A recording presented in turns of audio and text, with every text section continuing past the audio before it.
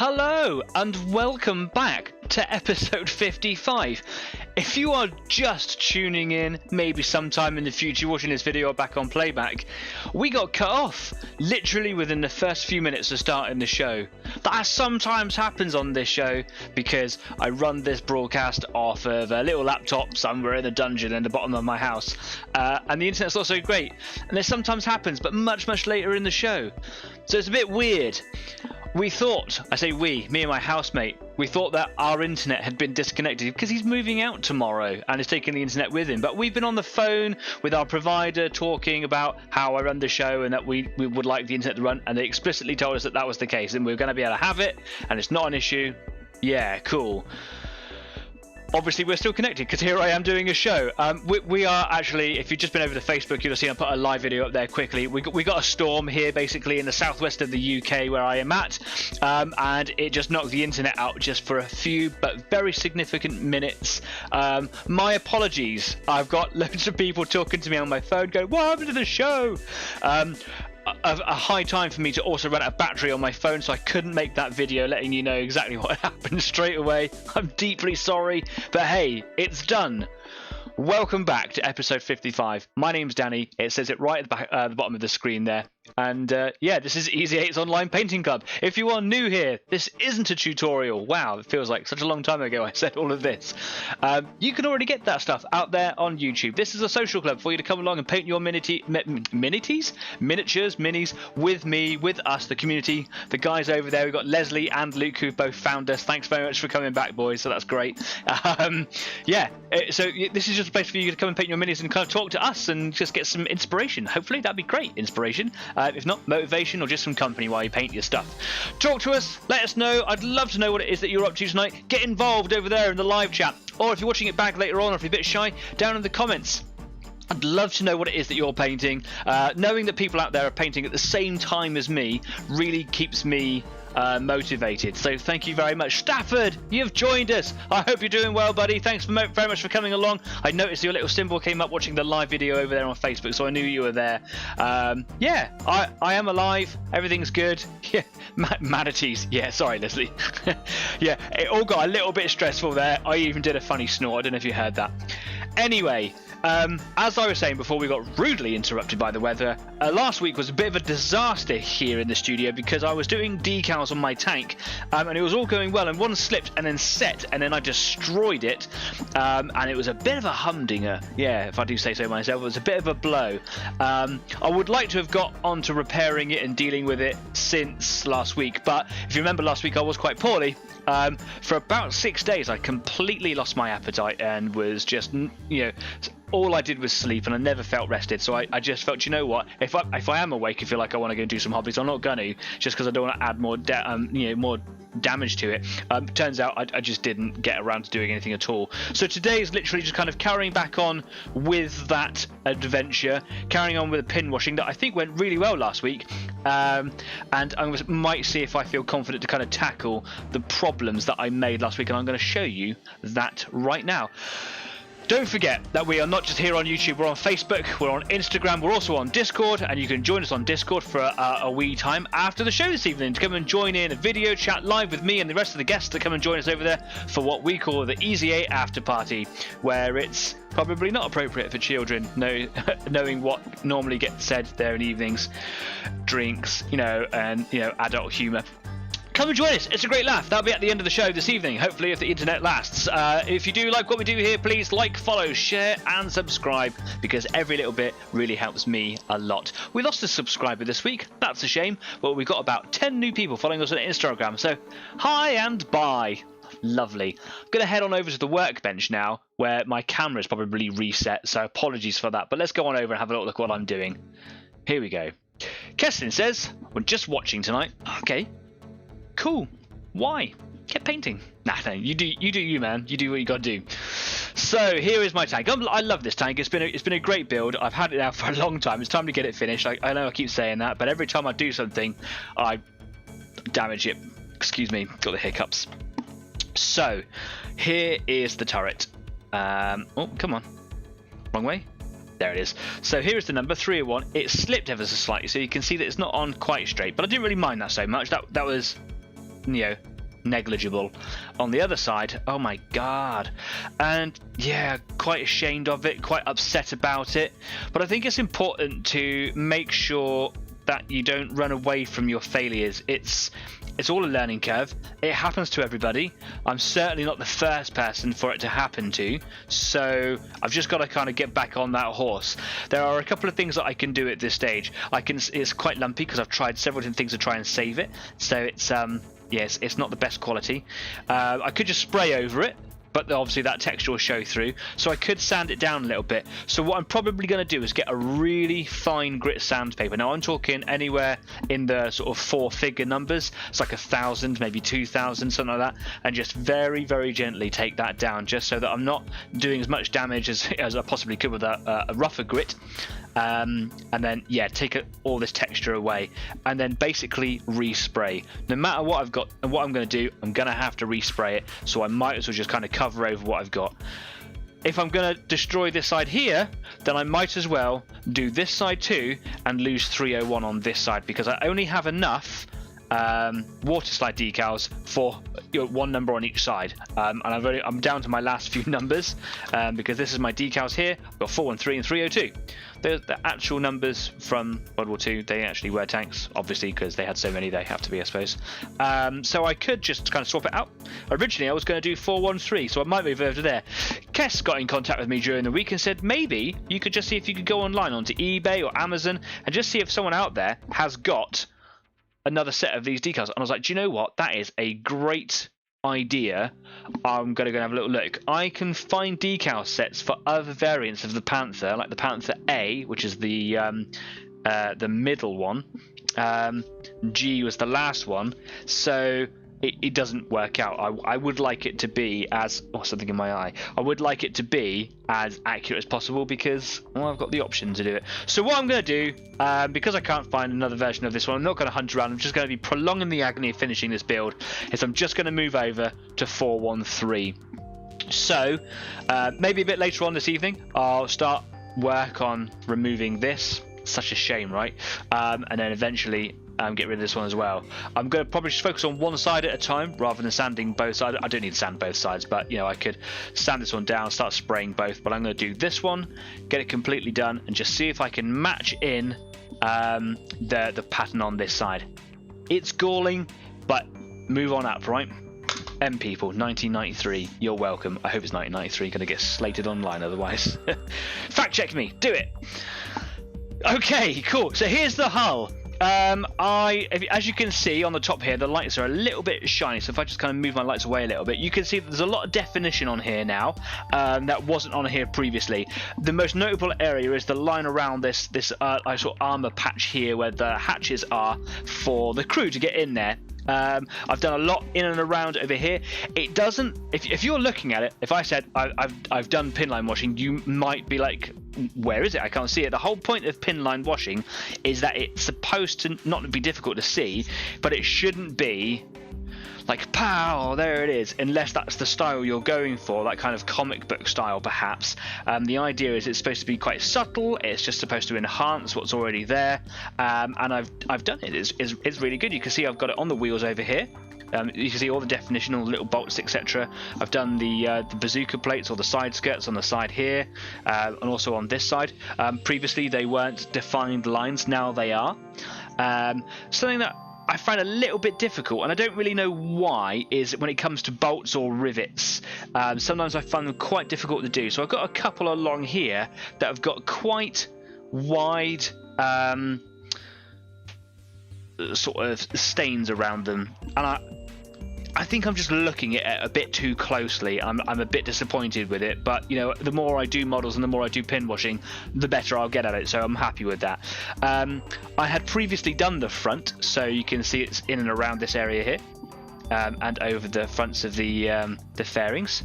It probably needs it on the underside, not too much, but obviously the front of the glasses here, the front slope of that armor needs doing as well.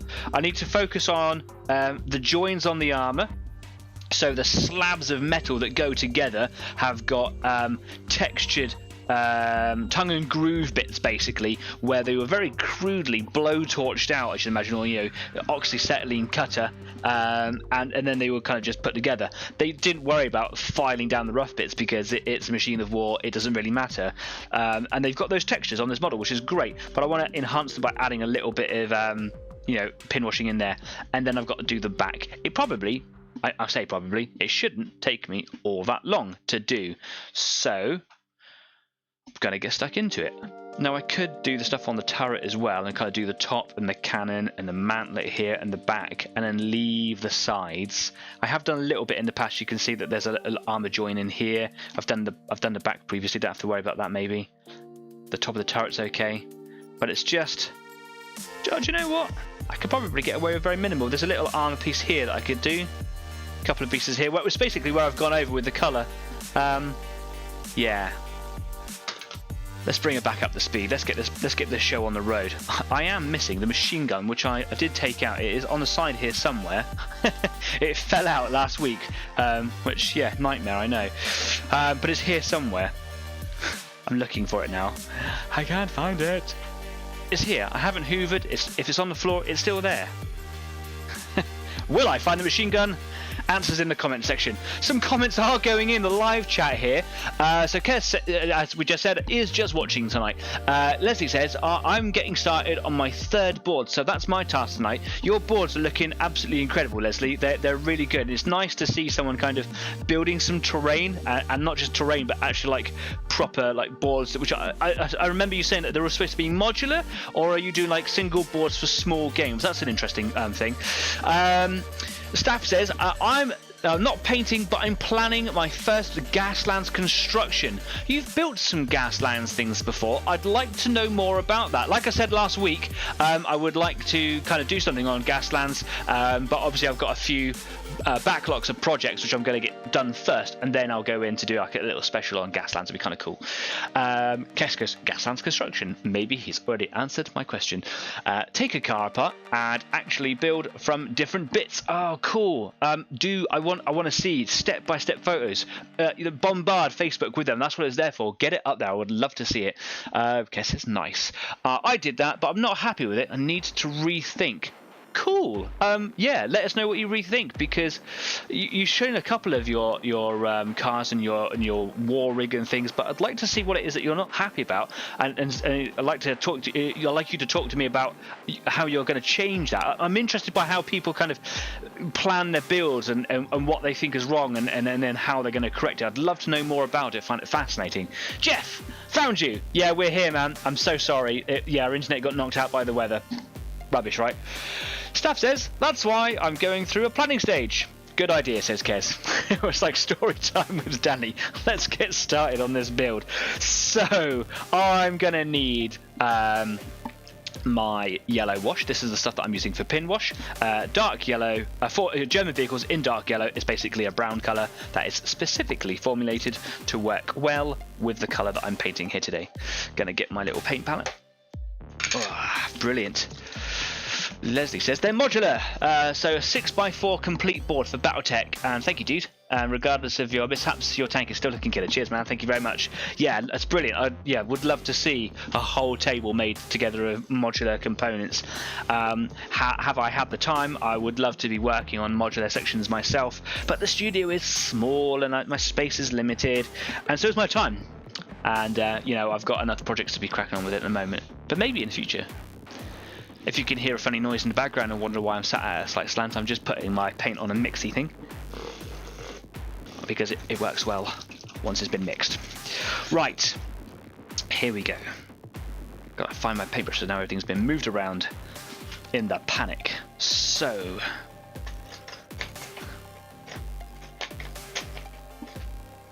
my Raphael Kalinsky brush. It's got a good point to it. It was really important to wash your brushes out if you've been using enamels, because you'll clean it with spirits. If you leave white spirit if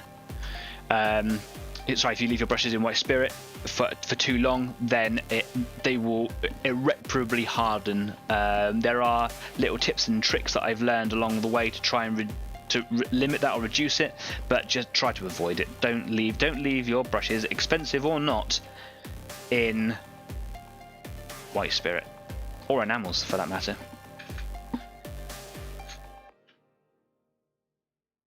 Just trying to get some of this pigment out here and into my palette on the side. Not doing a very good job of scooping it out of the pot.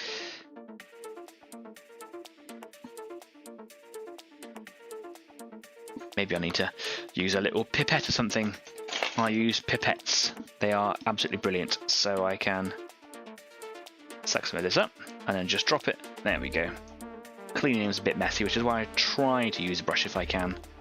And then when you put your pipette down, there we go. Okay, and now I'm going to need a little bit of white spirit. I was actually using odorless thinner. I use odorless thinner from AK with mixed, and then white spirit from AK as well. And I use the two interchangeably with mixed results. I don't know which one's better. Sometimes I find doing washes with white spirit better. Other times I find doing it with a thinner better. I don't know why. I think it's probably just because I'm a little bit inexperienced as of yet. I now need a brush to put this thinner on with. So I'm going to use my little army painter brush for this one. Okay, so where I need to work on, I'm just going to go straight to the front of the back. If I go to the front, because it's a small area and I can have a little practice getting back into it. So I need a bit of thinner. Let's get another pipette here. Another one. And then I can actually have two bits on my palette ready to go, and I'm not in danger of knocking my spirits or thinners over.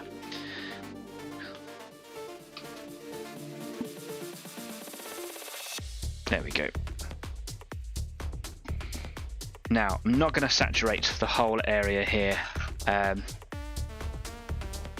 or apparently I am. I'll use a tissue to remove that, and then just drop it into these areas, spread it around a little bit so it's not so heavy or concentrated. Thin, thin, thin.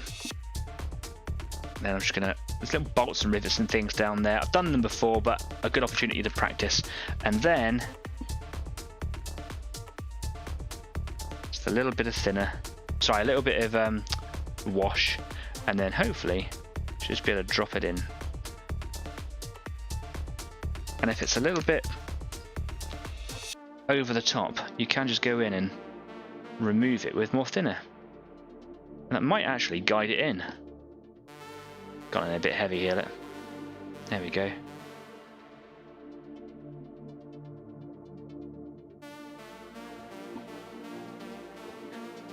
Always have a little tissue just on the side, just so that you can clean up any little mistakes that you make. The wonderful thing about working with enamels is that it's just so easy to reactivate them.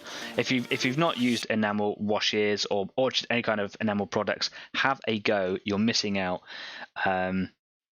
It's definitely worth a shot. Seriously. You can just kind of go in and just pick up those bits that didn't work so well.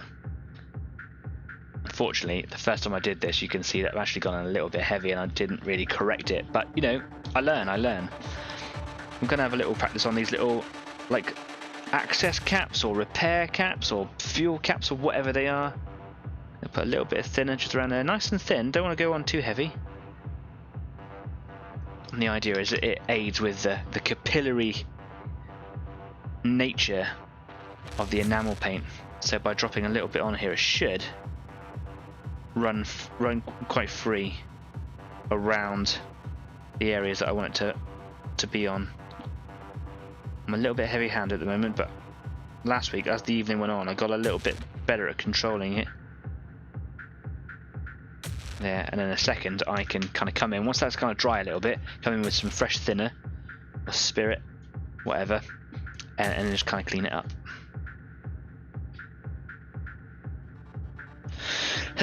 Excuse me. Lots of little caps and stuff over here. I don't really know what they're for. There must be some sort of like maintenance ports or something. Oh, excuse me. I've got a hair in my throat. Crazy.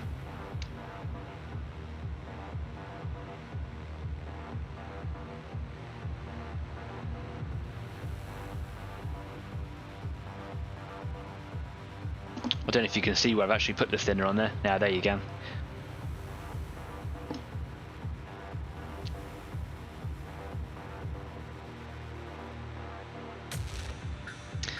we are. And now, again, just drop a little bit of enamel in here.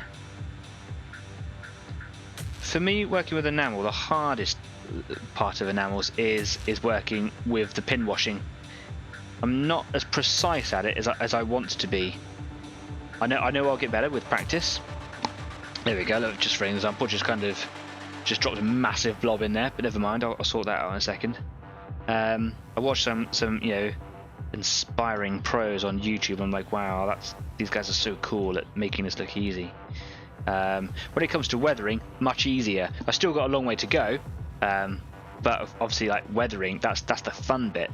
So it makes me happy that I'm better at the bit that I enjoy more.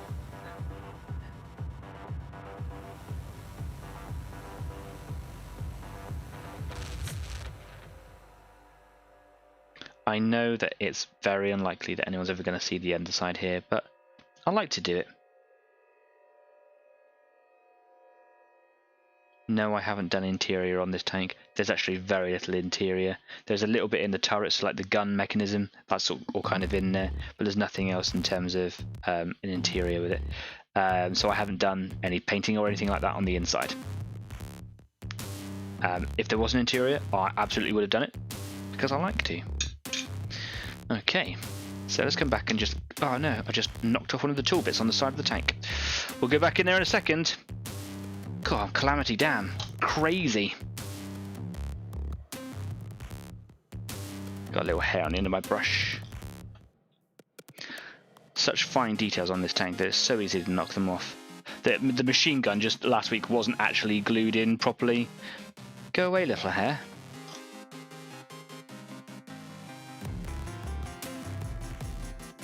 Okay.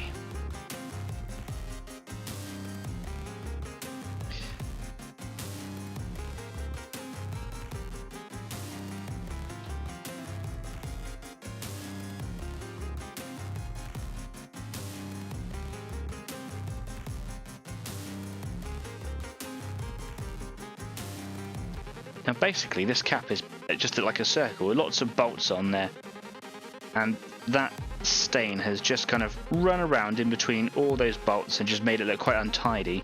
So I'm just tracing around the outside of them, trying to stay away from getting too close to the bolts so that the spirit in the brush doesn't just absorb all of the colour out of the recesses where those rivets are sat, or bolts, whatever they are.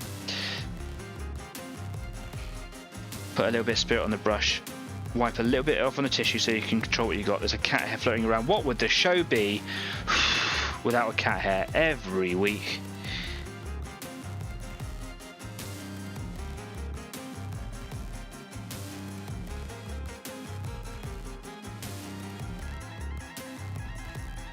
There we go. Nice and defined. Careful of all the details, Danny, don't knock them off.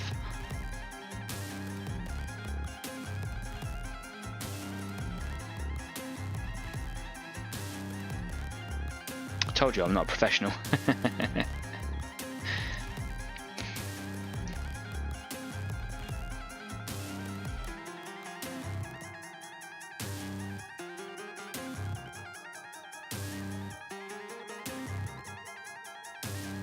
You might be wondering why I'm wiping off my thumb. It's just because it's closer than the tissue, and all I'm doing is just kind of wiping off the wash that I don't want on there. Just taking it off the brush. So I've got a dirty thumb by the end of it.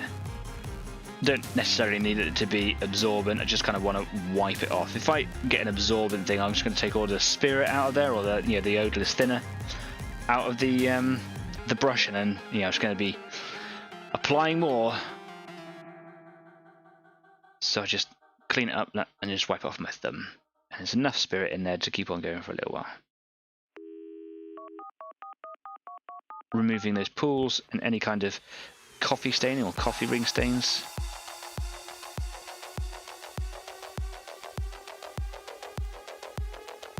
Thinning down the lines where quite a lot of it is run around an area, and yeah, it makes the lines look quite heavy or thick.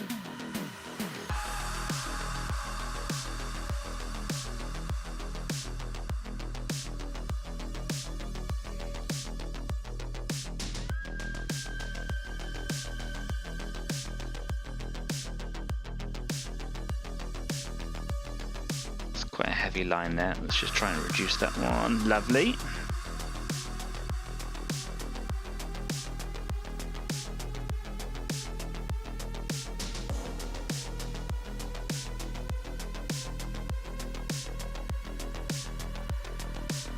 And if you are having a go at this and you're finding that you're struggling also to control like the accuracy, if you like, with the pin washing and in the enamel process, don't worry, because if you're going to move on to weathering, it's all going to kind of blend together. It as long as it's not too messy, its messiness will be sort of hidden. You can actually add to it as well.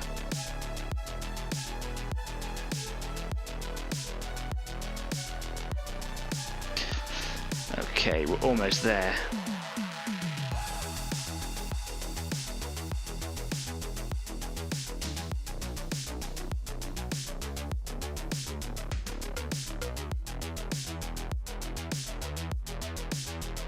You can see how gentle I was being as well. There's no need to kind of go in heavy, literally just touching the edge of where that stain is.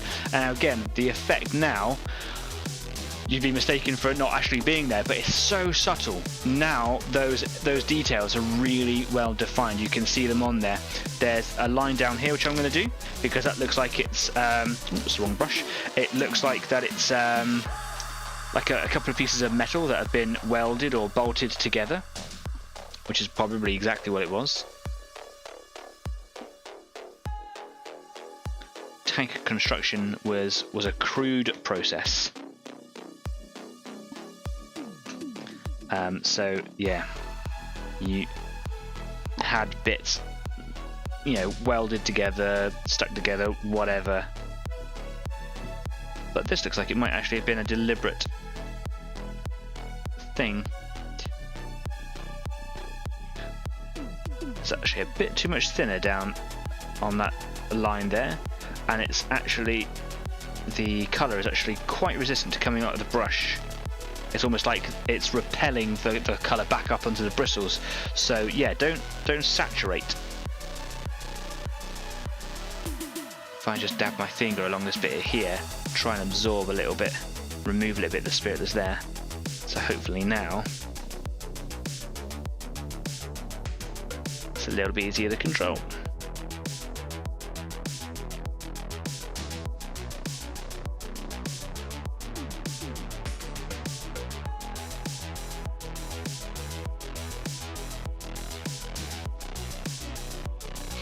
Once I get better at this, I should be able to kind of dab it and that whole line should just kind of explode with like colour. Well, that will just stretch out itself. But I had to kind of like paint that in essentially.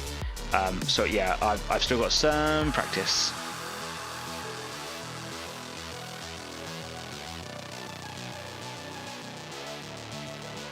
Okay, and now clearly I need to just clean that up.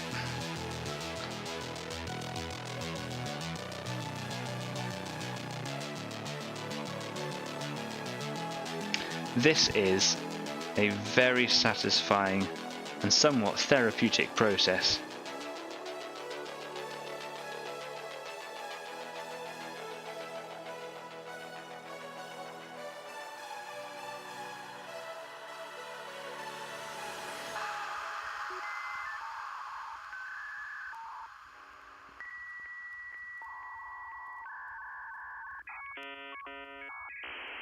A little bit of colour bleed down there, there's a little bit of spirit, so I'm just going to kind of leave that alone for a minute, let that just sort of dry and evaporate.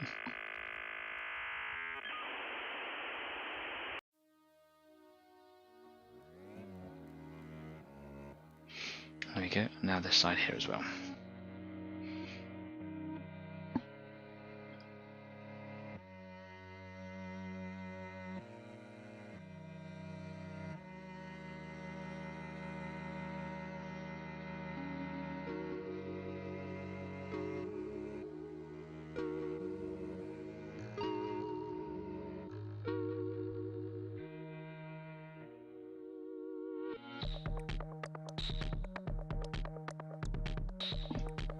Okay, a good practice. I can't believe I knocked that off, man. What a douchebag. Right, well.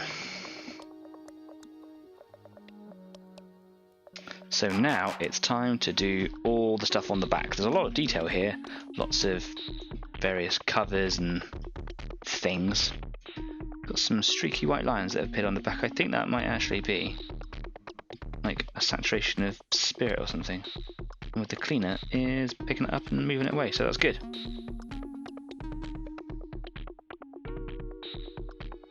Or it might have been the stuff I used for the decals, microset, because I did saturate the decals in that stuff. So where am I going to start? I'm going to start in this collection of details in here at the bottom. So I'm going to go in a little bit heavier with the thinner, just so that I can cover a larger area quite quickly, and then hopefully by the time I come back to start with the actual process of staining or washing, it should be at an acceptable saturation, because it just sort of naturally evaporates.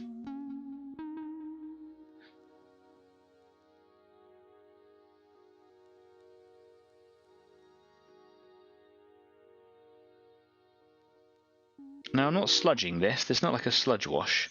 This is literally, I'm coating the whole area, but I'm going to be putting it, putting the colour in where I want it to be. And the only reason that I'm really kind of slapping this on all over the place is just because I want to kind of get in there quickly. I'm being quite crude, but deliberately so. Okay. I hope you guys can see alright. Let me know if you can. Adding a little bit of thinner to my enamel. I'm not really sure if that's going to be a good idea or not. I fancy having a go. So here we go.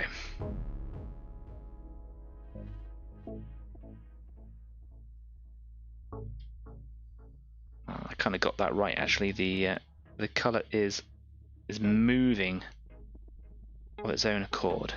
It's going in the right places. I think the bristles on my Kandinsky brush are a little bit dense for this, really. They've got such a large belly that it holds quite a lot of colour, quite a lot of paint. So if I was to get another nice Kandinsky brush and just take a smaller one, this is an 02 I believe, yeah, just is a 2, that it probably would be a better size, an appropriate size for the task at hand.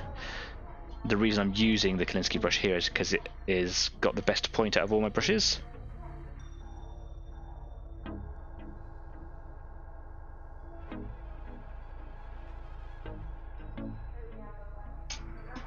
Just gotta move it slightly off frame just so that I can use the light a little bit better. There we go.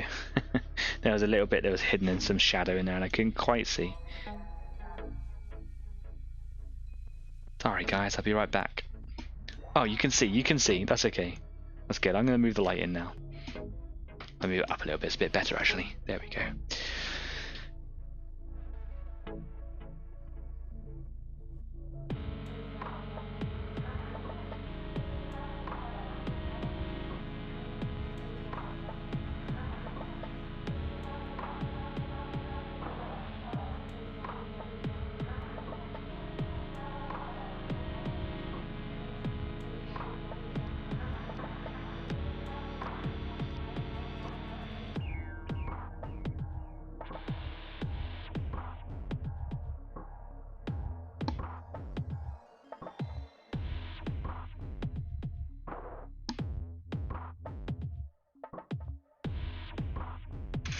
Yeah, see I've got different colours obviously on the tank with this camouflage, and I didn't know if the yellow or the brown colour that I'm using for the yellow is the right colour for all the different camouflages, and it was one of the things that was kind of holding me back cracking on with the task of actually just finishing the tank. But it's my first build, just get on with it, have a go. So I stopped worrying about these silly little things, and yeah, here I am. You can get so carried away about these tiny little detail things when actually anybody's really going to be looking at this tank in my collection probably isn't going to be a colour snob. You know, it's only really going to be me, isn't it? And though I do like to get things as accurate as I can, there is a limit. I want to be able to enjoy painting the tank as well. And if you're being really quite stubborn with your choices, you're never going to get it finished. You're never going to put, you know, brushed in miniature.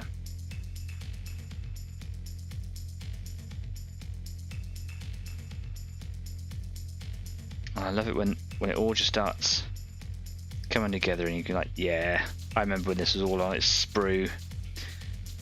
It's just so nice to see it all kind of come together. Finding adding a little bit of thinner to the enamel is actually working. I suppose it's just helping thin it down. I suppose this is exactly what it's designed for, but it's really assisting with that capillary quality, which is, you know, dab it on and it kind of just runs into the right places. Might actually be going a little bit too much. I don't know if I need to have it on every single detail. Is that too much? I don't know.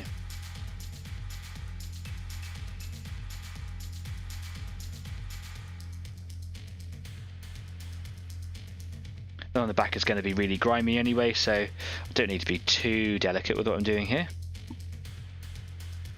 I am going to put on the backs of these little stowage boxes.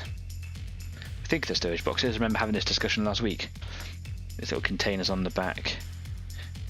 They've got these kind of like, I don't know, these patterns that I think are for like they're stamped in for reinforcement. I don't know. They're there, but I'm going to just highlight them a little bit by adding some wash to it.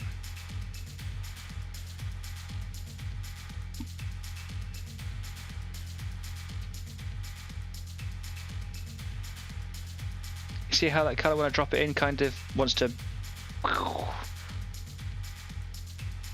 That is the scientific term for it anyway.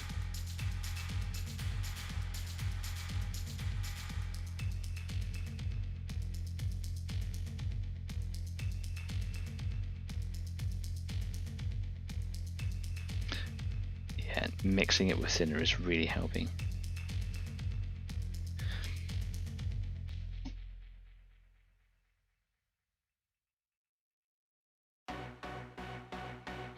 Now I'm going to be going over the decal here, which I haven't sealed in yet, so cross your fingers.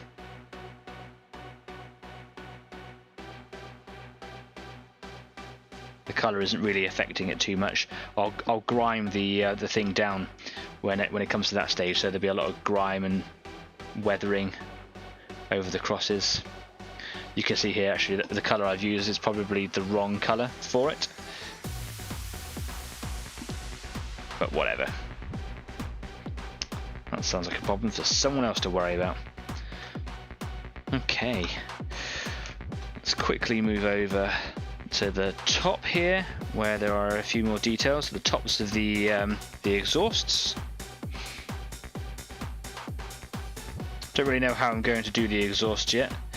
Sometimes you'll see tanks where they're so badly heat tarnished that the colours are almost indistinguishable, and I can just kind of use like just grime colours, pure grime colour, just to tarnish them and make them look appropriate.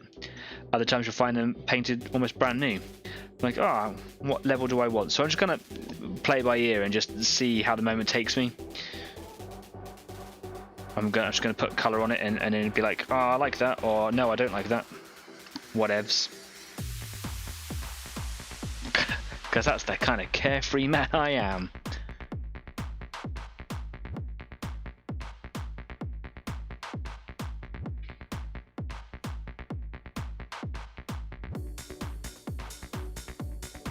Now, look at me developing.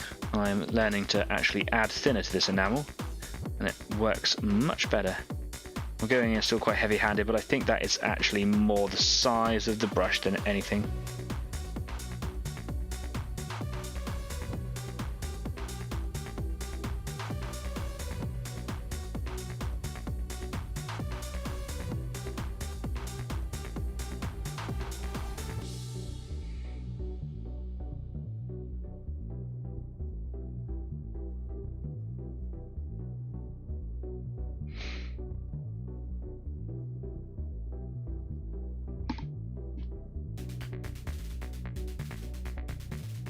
some nice definition in there, isn't it? I wonder if you can see that okay. My autofocus has come back on, which is a real shame. I'll take that off in a bit.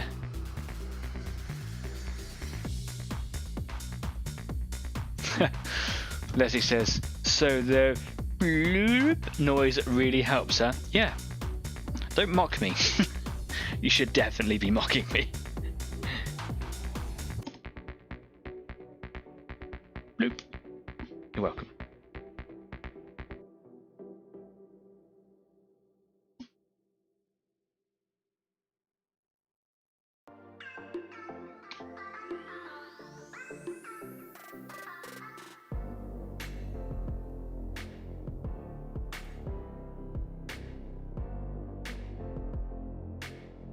I got my concentration voice on. You know it's my concentration voice because I'm not saying anything.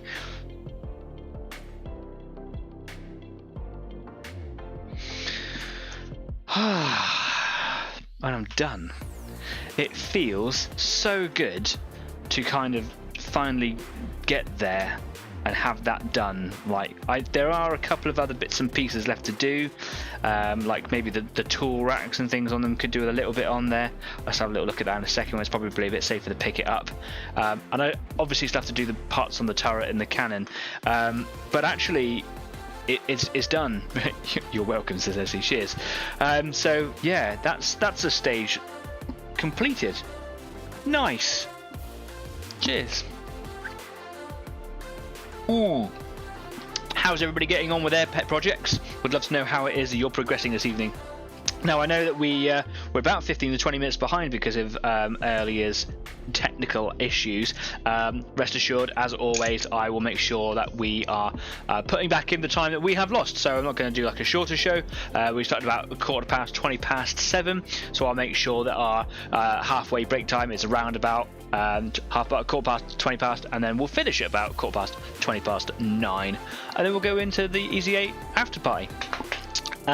If you are new or haven't been around since, because there's a few names in here that I don't know if you know about the Easy 8 After Party, it's Discord. Download Discord to your computer. It doesn't take a second. It's really, really small, I think. Don't quote me on that. But it's really, really simple process. Make a little log on. It'll ask you to authenticate it. Please do authenticate it, as with anything else. And then there's a link just down there. You can see it in the description. It says Discord. Find Easy 8 at Discord. Click on it, and it will take you straight to the server where I run the after party.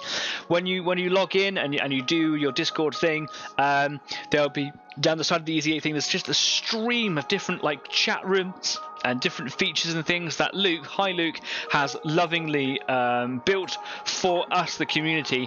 And a little bit further down there, you'll see that there are a cluster of 3 video chat rooms. One is called Speaky Speak or chat room or something like that, and then there's 3 different video rooms. One is called the commander seat, another one's called the gunner seat, another one's called the driver's seat, and the Easy 8 after party is typically held in the commander seat. There's just lots of rooms, so we name them fancy things. So yeah, if you're inclined to come and join us for a video chat, or even just to type along if you haven't got video or you don't want to come and show your face or talk on the microphone, you can just kind of watch and listen to us talking, and you can join in just by typing if you rather. So yeah, that's a thing for you. We get quite a few people come and join us. We get people from different countries. Chris, who isn't with us this evening, but yeah, Chris normally comes along and joins us for a little bit. Yeah, obviously Kess, Adrian comes and joins us sometimes. Luke's often in there. I'm there, obviously. Jeanette comes and joins us sometimes. Do it. Come on over. Enjoy the after party. So I'm just giving it a second just to kind of dry. And now I'm going to go back in with some spirit or thinner on my brush. I'm going to bring the tissue in a bit closer because it's probably a bit more appropriate than using the edge of my thumb all the time. Dab off some thinner, and now I'm just going to go in and clean up the mess.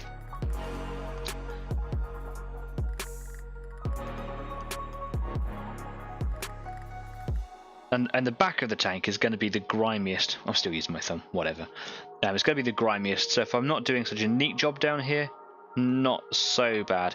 It's a great opportunity to practice, so I'm going to try and clean it up as best as I can. And also, as I do the whole project, I might decide that, I don't necessarily want it to be so dirty, so I might end up just kind of, I might be making it really clean. Chris says, or am I? Who knows if I am there? Hey Chris, welcome to the show, mate. Thanks for coming along. Didn't realise you were there watching away, you sneaky thing. No, you're not there. It's just a figment of your imagination. Leslie says, haha, good timing, Chris. I hate you. I don't. I love you. Thanks for being a part of my little show.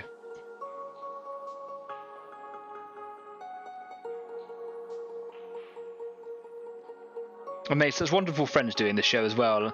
Now, sometimes when I'm having a tough week and I'm like, oh, how can I ever fit in doing all the stuff with Easy 8 in the show? And, you know, even sometimes just writing the schedule up for the show, it takes a lot of work in my busy life.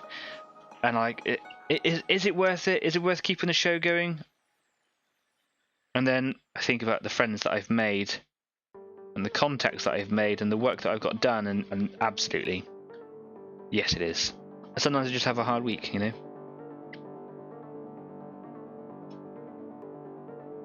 But the pressure of the show, and there is a little bit of pressure, making sure that it, you know, I've got a commitment, and you know that is to try and get it going every week, to try and, you know, make sure that I've got a project, and that I'm, you know, being, you know, consistent with the times and being professional.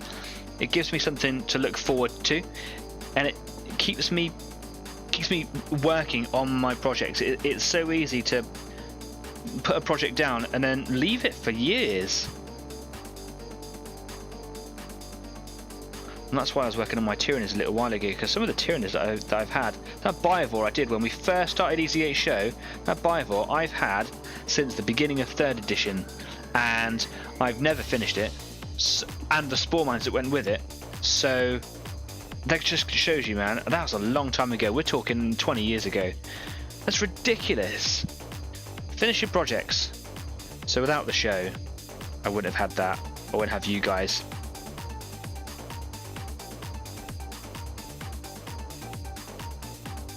And as I get better as a streamer, hopefully the show will improve. We'll get more people coming along, and the community will grow. Leslie says, or a pigment of my infatuation. Words are my playthings. Okay. Probably would have been better if I hadn't completely murdered what you said.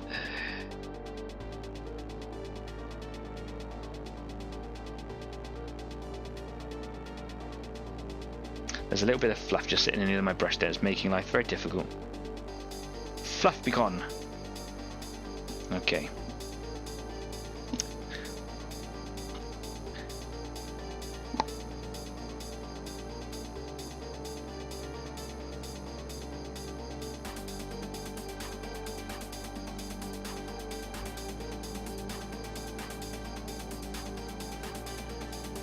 Try to be so careful on that decal. I really don't want the spirit to agitate it in any way and then to like kind of knock it. That would just be a disaster.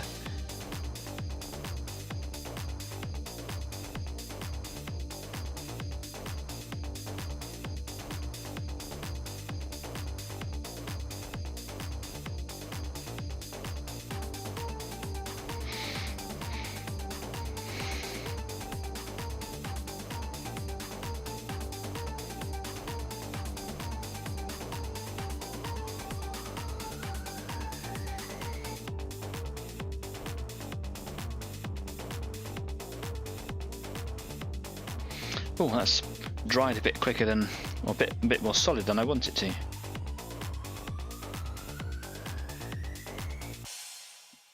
Kind of have to get in there and scrub a little bit and agitate it, but not too much because it all comes away if you do. So yeah, if you find that, if you're working with enamels for the first time, gentle, be gentle. Take your time.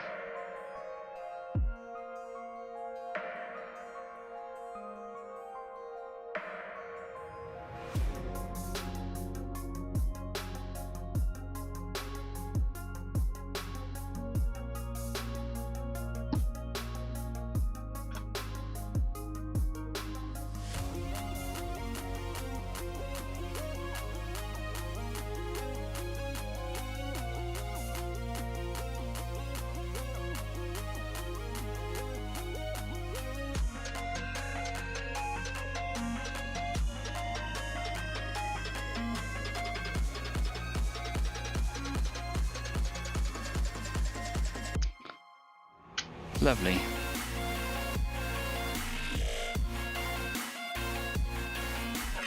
Almost ready. There we go. So I'm just going to have a last little look over the whole hull. I just want to see if there's any areas there that I've kind of missed. For example, just here on those sections of kind of like cutaway bits. So yeah, I want to make sure that I want to get in there. Cutaway bits, you know what I'm talking about. People are going in, what they're saying. Wow, lots of people have been saying things. Keston says, decided to work on my gas sans car I am not happy with. Okay, cool, I'm glad we're motivating you. Yeah, get on with some projects, do it, man. Leslie says, nicely done, Kes, hope it goes well for you. Luke says, Danny, finish your projects. Me, remembers my 4-litre box full of Skaven. Yeah. Damn small buttons and autocorrect. Yeah, don't worry about it, man. My laptop's so far away from me I can't even reach it. Leslie says, dude, you're doing an awesome job with your tank. Oh, man, it's so nice to have people encouraging all the way. It's like having cheerleaders. That's what we need on this show. Cheerleaders. That is the next step.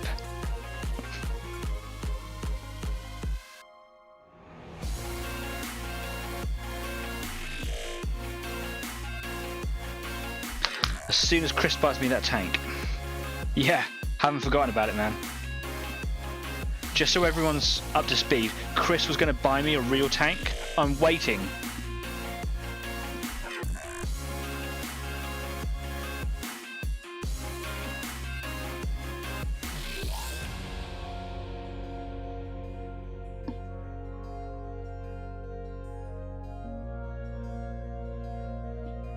I'm waiting for the comeback. It's coming. I know it's coming. No, I know you're typing.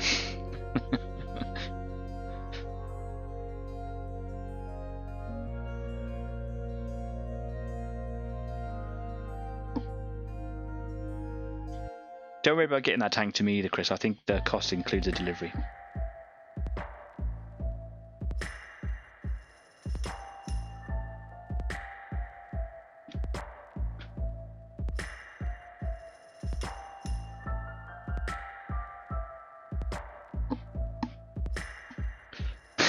I'm not going to buy you a tank. No, we don't need cheerleaders. We're not a football team. What? Ah, my life is ruined. You always take the fun things away from me, Chris. Okay, right. I think that's enough of this particular thing for now. I'm going to clean my brush out in a minute because I'm going to use the last of my thinner just to tidy up those little bits I've just done there. Then I'm going to use that thinner to clean the brush, and that'll be that. And then I suppose I need to fix this. I'm terrified about it, but it's got to be done, right? So I'm going to see if I can find some little bits of sandpaper around. I've got some somewhere in another room. But with the house being turned upside down, it might be difficult to find. So yeah, see what I can do. Let's consider having a break. Yeah, it's nice to actually. We've got quite a few viewers on this evening live on the show. So yeah, thanks very much for coming along. And once again, I'm really sorry about the disruption to the beginning of the show. It was completely out of my control. It always is out of my control. I'm not a connection god. So yeah, I apologise. Thanks for coming back and working through your projects with me this evening. If you've got any questions, if you want to say anything, put it up there, chat away, and I'll see if I can answer your things, or talk amongst yourselves. That's what we're here for, right? It's a community, it's a club. And there's nothing stopping you all getting together onto the Discord channel and talking together.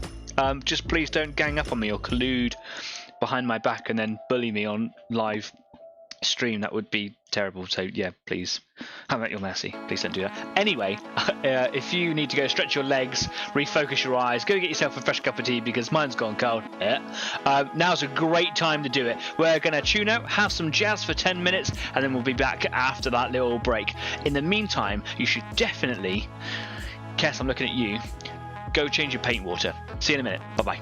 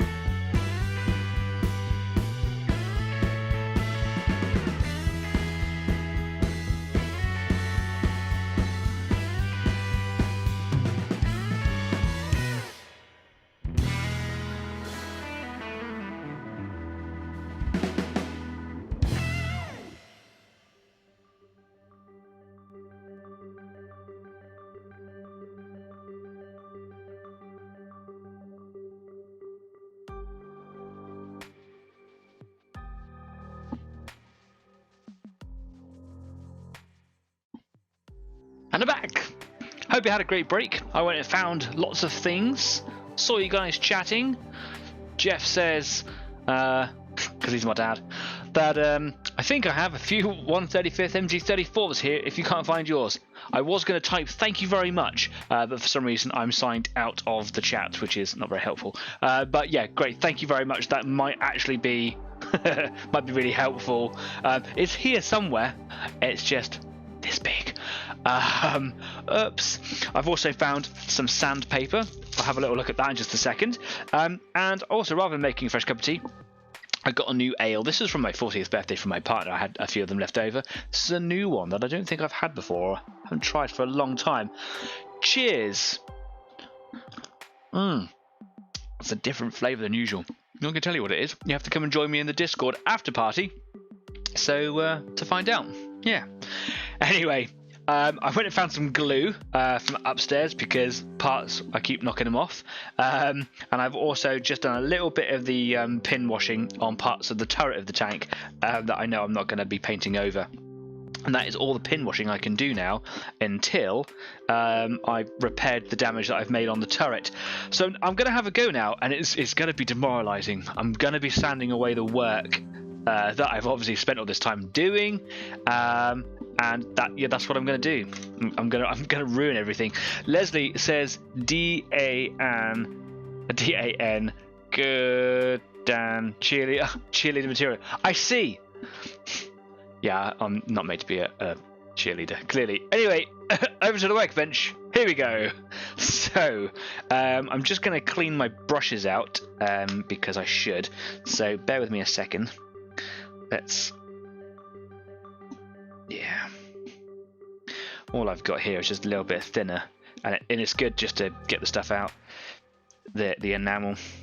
Don't want any of it left over. Might even need to put a bit more in there. I've got such little white spirit left, I might actually just use that as a cleaner pot from now on. Just use the white spirit that's in there.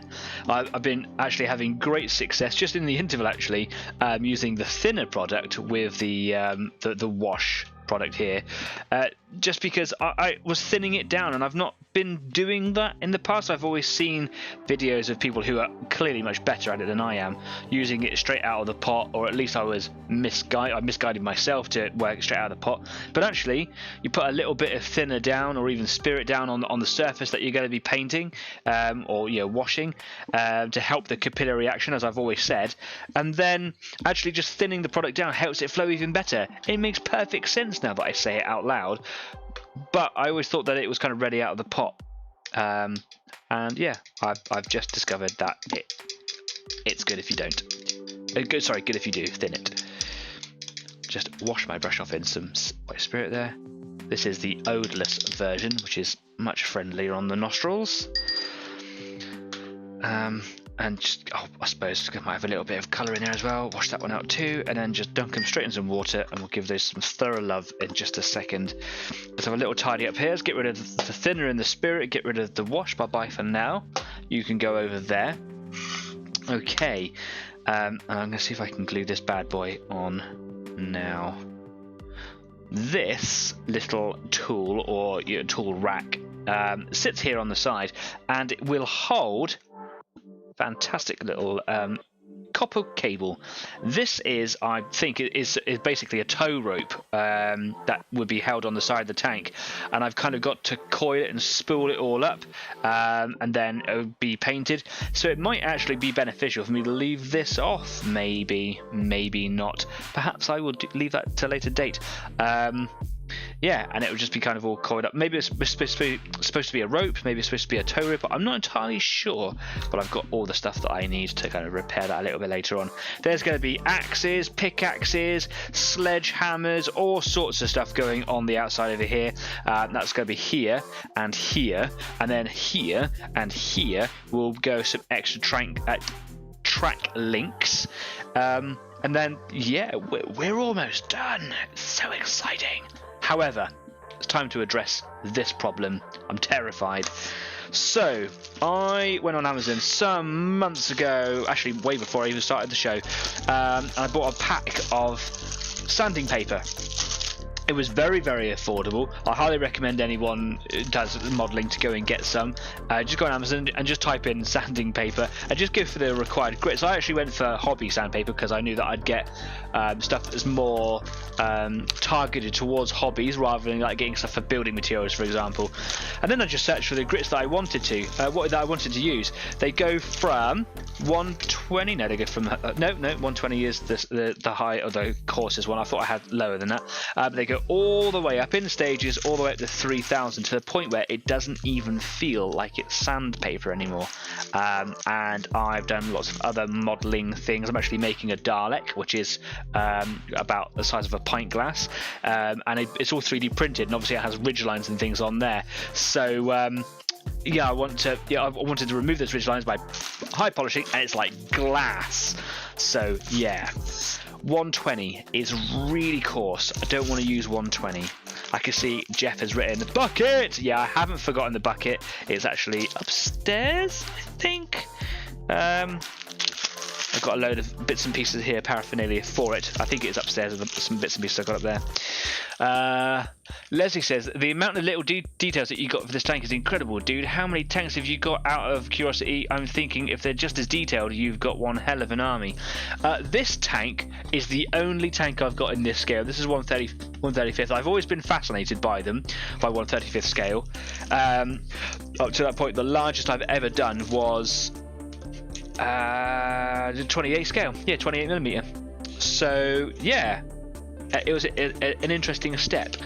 It was bought for me by Dad. Thanks, Dad, as a gift for my birthday last year. Yeah, it's taken me that long to get around to it. Sorry, Dad. We're almost there. And since doing it, I've fallen in love with it. I've learned a lot on the way, and the next one I would love to do an M3 Stuart. I think would be where it's at. Right, I'm just going to make sure I cut off that. I like to cut my sandpaper. I don't like to tear it because you always get really crappy bits. So yeah, cut your sandpaper. And also, right on the back what it is. This one tells me that it's 600 here, but if you've got a pen, my pens are all behind me. I've got a pencil just to make sure that it's nice and clear, and I don't think, oh, was it something and 600? I'm just going to write 600 there on the back with my wonderful handwriting.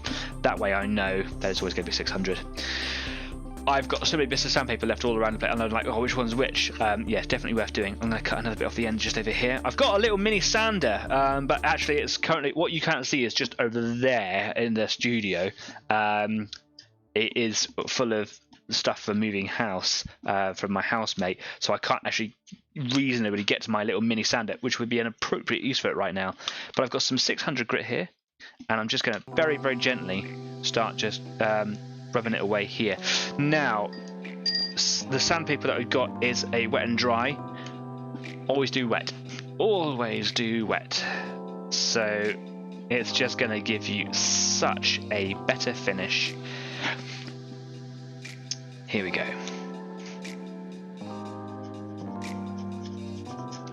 Yeah, this feels so wrong. I don't want to be doing this at all.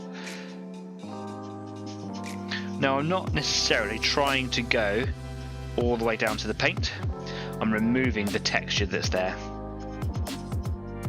Gonna have to repaint it anyway, but the less damage I do to that paint, the better.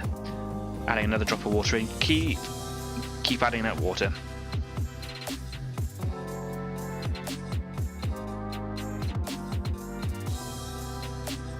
You can see that the last episode I tried to use isopropyl alcohol by trying to remove that, and I've actually got that little clear patches there. That's clear plastic down there. So I have gone through.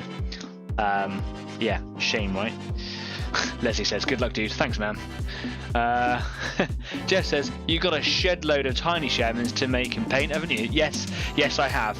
So for my 40th birthday on Halloween, just gone, my dad, Jeff, hi, bought me loads of 15mm tanks, and I absolutely love playing and painting the 15mm tanks. I actually was able to meet up with Kesslin just the other day, and I introduced Kesslin into the game What a Tanker, and we thought we'd have like maybe an hour or two to play it. We played it all day. We played so many. It's one of those games that you could just kind of pick up, and you might get like a half-hour game out of it. You might get a 2.5-hour game out of it, and we just had so much fun.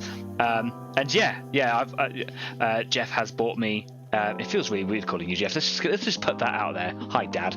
It feels really weird. Okay, so Dad bought me a box of Shermans from Flames of War. It's basically it's a British platoon of 4 standard Shermans. I think there's 75mm, and then 1 Firefly in there. But every sprue, basically, it's just 5 sprues. They're all the same. They've all got the options for a Firefly or otherwise on there. So I'm gonna have a little look through my collection and find out what it is I want, because I might be able to make a couple of proper squadrons.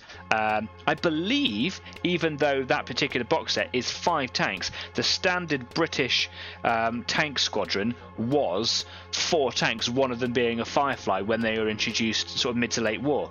So I'm going to do a little bit of research on that. I don't really care about it being mega historically accurate, like the tank numbers have got to be right. I don't care for that really, but I would like to at least have what is an appropriate tank squadron. And I might be able to have 2 of them. That'd be great. And I've also got a couple of German. I can't remember the other ones. I can't remember what they're called. I will bring them out on the next show, so I can actually do a little bit of show and tell, and you can see what it is I've got. Can't remember what they were. They're a couple of German tanks. They look really cool. Dad will tell me in a minute.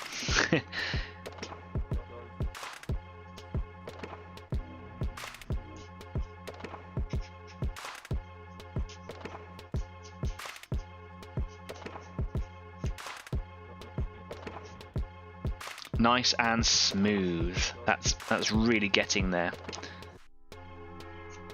Hasn't affected the colour too much, which is actually really nice. I'm just going to keep on working on it there. Got a little bit of water on the tabletop there, which is actually quite nice to be able to rub the sandpaper in. There's actually texture on this side over here on the turret where, just having done layers of paint and it's a bit speckly, and I've painted over some dust in the past. This bit here is glassy smooth and this bit is actually rougher, so that just goes to show you how effective sandpaper is.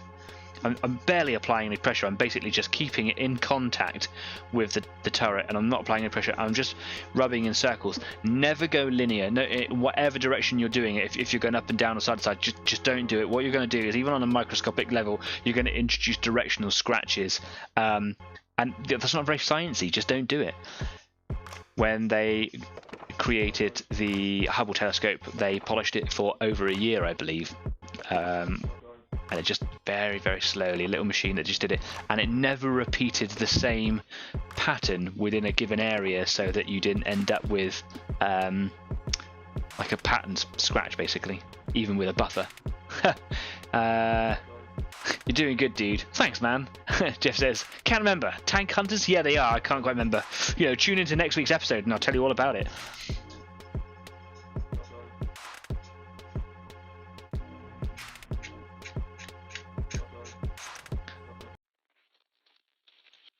We're pretty much through, I think. That's pretty good.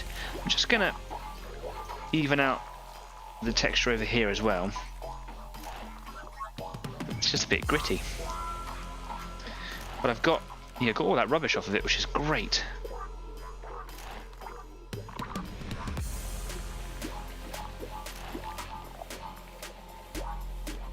Hopefully, a little bit of paint over there. There is a tiny, tiny texture where basically the thickness of the paint, and I'm hoping that when I spray over that, that should hide most of it. So, okay, let's do this. Let's get a piece of paper so that I can spray on the workbench. That is a rubbishy bit of paper. I don't like that one. I actually have favourite pieces of paper that I use for spraying now. It's crazy, right? I'm not one of those guys that likes to spray onto the cutting mat. I don't do that, man. Do you know what? Before we do that though, let's carry on cleaning my brushes out. So somewhere here I've got some brush cleaner, repair gel to keep the shape of your brush, and brush cleaner, and it works for all sorts of paints. I'll put a blob of it on the table there. Let's do the little one first. And even though I've used Spirit to clean these brushes out, you'd be surprised how much enamel colour will still come out of this stuff here. So I'm just going to work it into the bristles. Yeah, it's starting to go brown already. It's really good to clean your brushes with something other than just Spirit and water.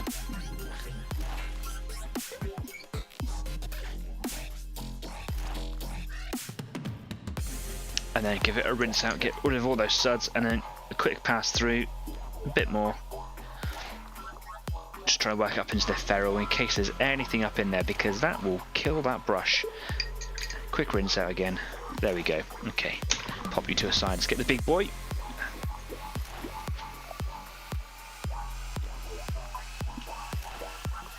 This is the one that was loaded with enamel, so I'm expecting there to be loads of stuff stuck in here.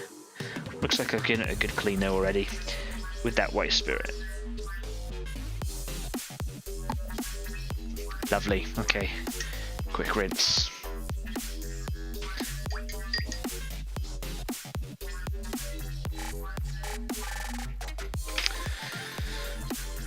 Need a fresh bit of tissue. This is a bit dog-eared. Keeping my fingers crossed for you, man. Cheers. Right.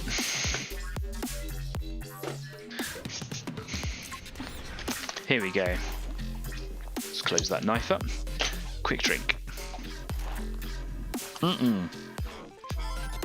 Yum. Right. Oh, that's bitter. That's lovely. So, back to the camouflage colours. Thought we were past this. Let's go back in. What time are we at? 22. Easy peasy. Loads of time. Here we go. Let's pop that over there. I think I will go straight in with some shadow, and then I'll work my way up through the gradients of colours. Let's give that a bit of a zhizh. Don't even know how you'd spell that, Luke. I know you're not there right now, but you watch it back on playback, I'm sure, to quote me or something.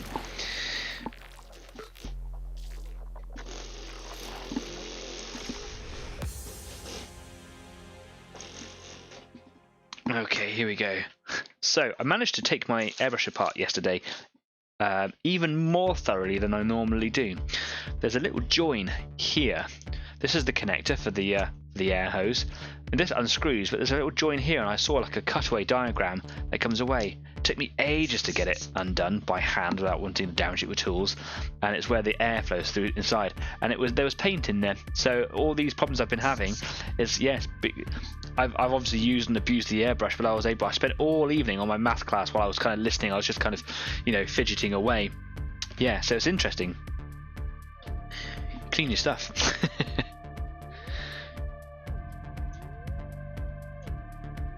Just gonna put 4 drops in, and I'm hoping that the airbrush just gives me a really nice fine. Oh, that is the best it's worked ever. Okay, just here we go. The perfect crime. No one will ever notice.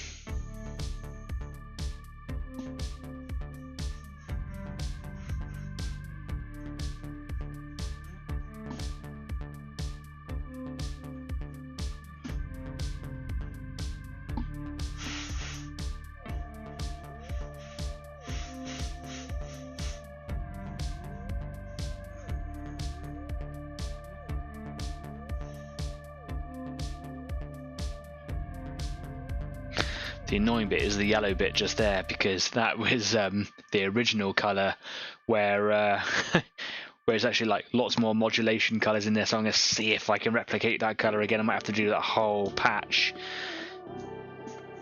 Let's see, Luke has rejoined us. Hello, I'm here, came back at Hubble Telescope. Oh, hi!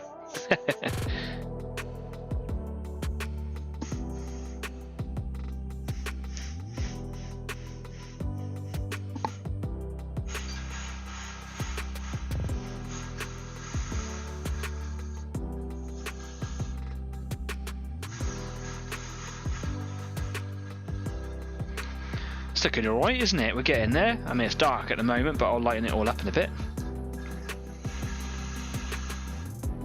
That's some pretty ugly.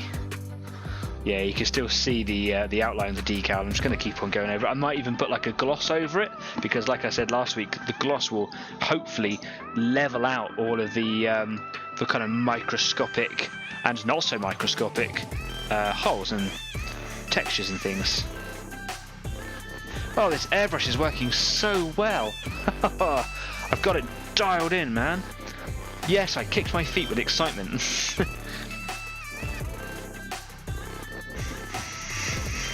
About time.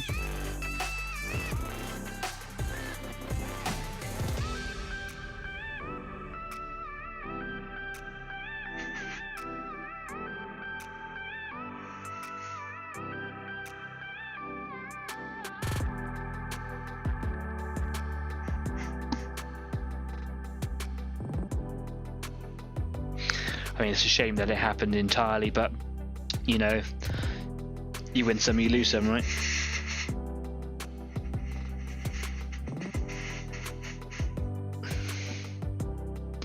Not too bad. Not too bad at all. It's a shame that I got to get rid of it, but, you know, it happens. Hornies or Hornets tank hunters. Yeah, I think we established that it's Hornets, right? But yeah, they're really cool. Oh, Leslie says, I've decided to leave the board tonight and be here for support and company. Thanks, Leslie. Well, I hope that you haven't, you know, got bored of the actual design or whatever, or done something that's kind of put you off of it. Would love to see what it is that you've done. So yeah, if you're feeling inclined, do put photographs up on Facebook. Yeah, that's looking okay. If I bring it up closer, you can see there's a bit of texture in there, but it's minuscule.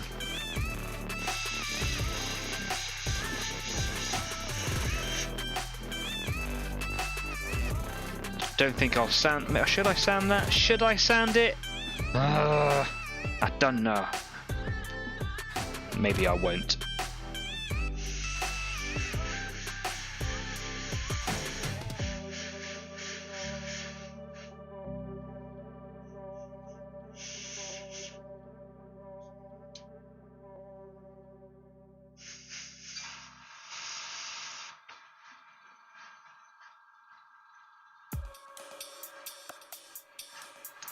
Yeah, it's okay. It's gonna be okay.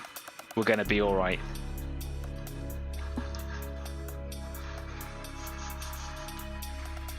Should I sand this side? What do you think? Should I sand it? It's pretty smooth, isn't it? Shall I just go for it? I don't know what to do.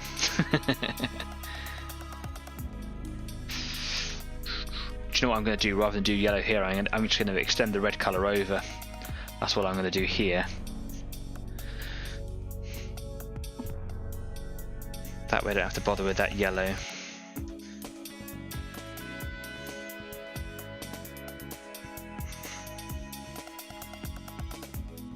What I could do with cleaning that needle tip. Let's take the protector off. You can see how it dries up on the end. Damn you, autofocus. Auto zoom, autofocus, yeah.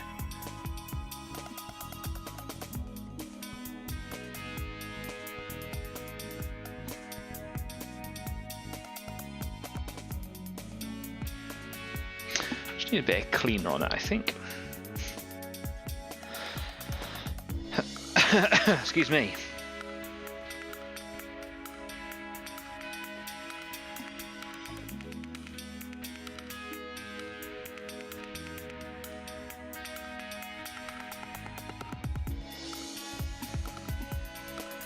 Lovely.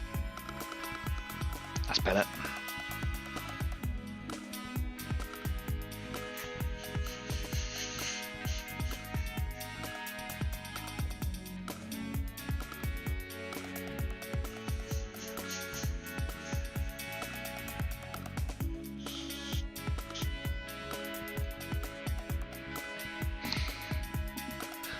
Staff says, don't sand it, leave it as it is. Make that panel lighter to look like a repair.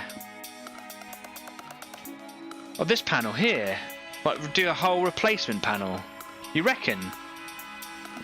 Really? Would they have done that? Would that be whole replacement? No.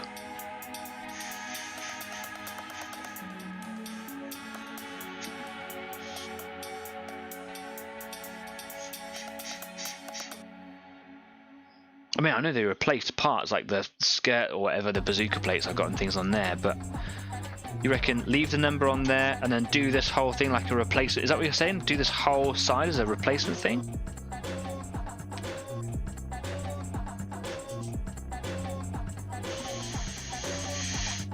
Surely they would have just patched it, wouldn't they? I'm interested now.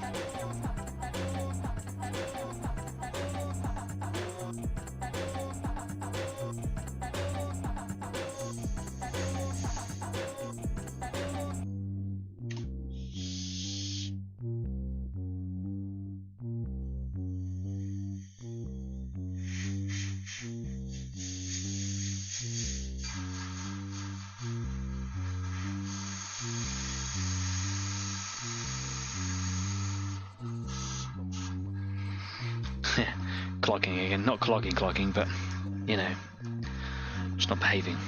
Right, why not? If we put back into action. Yeah, I don't know. I kind of want the numbers to be on both sides. It's a good point though.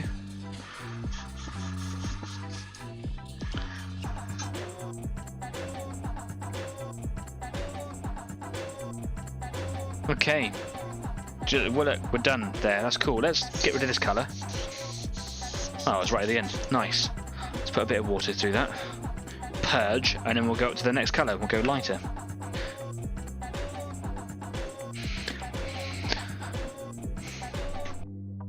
Purging.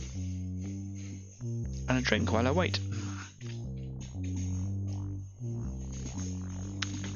Love to know how you guys are getting on all with your projects there. Do tell us. Do keep us involved and up to date. Stafford, how is your Gaslands planning project going along?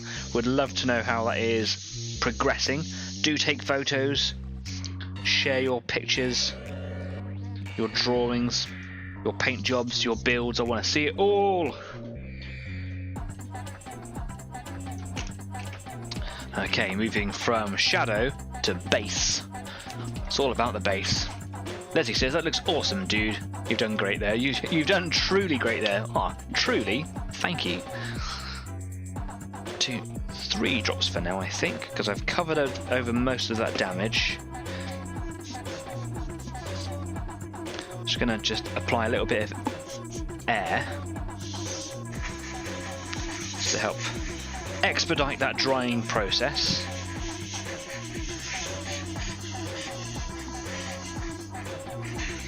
And you can see what I've done on the previous colours here is I got a lighter middle with a darker outline. Again, I don't really know if that was the thing to do. I just did it, so I'm going to try and replicate that.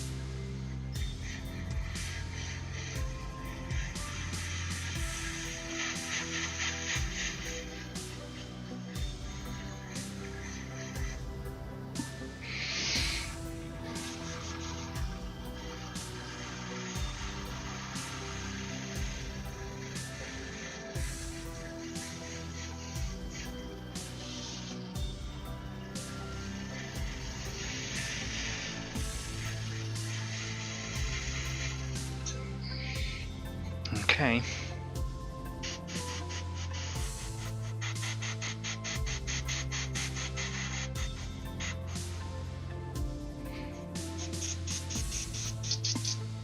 Okay, now I'm just going to move on to the next colour. Keston says, posted what I've done on Easy 8 Facebook. Thanks, man. That's great. Luke says, currently in the hell of fixing whites. In the hell of fixing whites, but close to finishing Three Sisters of Battle. I like the terminology. I'm in the hell of this. Well, yeah, working with white is difficult. I've only done a little bit of it actually, and it is probably a subject or a topic that I would like to cover in the future. Is how to get good tonal colours like black, white, grey. Grey's a beautiful colour. And I think it has colours that work really well with it. If you're doing like sci-fi armour and stuff like grey and orange, like dark grey, almost like a dark bluey grey, work really well. That's a personal opinion, of course, but I've seen other people's projects that have, it's astounding. White can look really pretty, but you've got to know really what to do with it, and black is just tricky, man. So moving away from the base colour now and moving into light. But then I might like to sharpen up some of the dark edges again just to try and match it in. And then I can always go over the transpirator again. If you remember the transpirator, I kind of went over like a mid-tone but really reduced it down so it wasn't so opaque.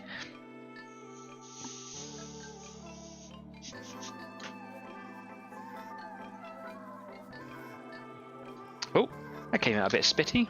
Let's just clean that nozzle.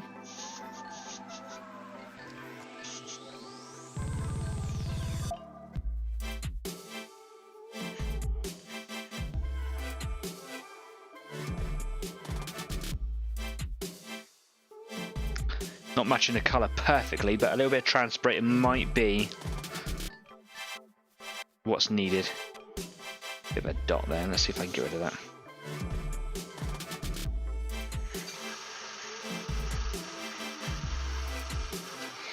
Well, it's done a good job hiding the rubbish, isn't it? Okay, again, I'm just going to wash that through. I'm actually really quite impressed with that cover up. Might actually have one more search to see if I can find, like Kes said, see if I can find a replacement decal for it. Maybe I could get one from the Tamiya website or through a stockist of Tamiya. Maybe someone's got access to Google right now and might be able to help me work that out. That'd be great if you don't mind, because that would save an awful lot of problems. It's just to get another 301 straight back on there. I still got another one to go on. I've got the 301 that's supposed to go on the back of the turret, which is this 301 just here. I could bring it so the lights don't bleed it out entirely. Can you see that? Whereas actually the one is slightly separate from the 3 and O, so that it can go over the hatchway here. Easier. Right, let's get some transpirator. Transpirator is basically a glaze for airbrush. It works really well. I think I've done an entire review on it on EasyGate YouTube. Just going to give that like an old mix on the Vortex machine.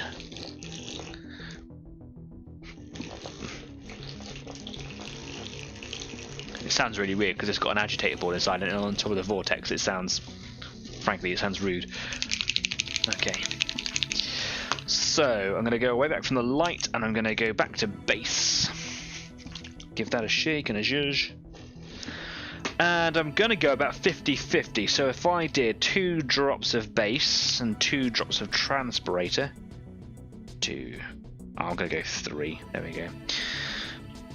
Just because it's nice to have that amount to work with.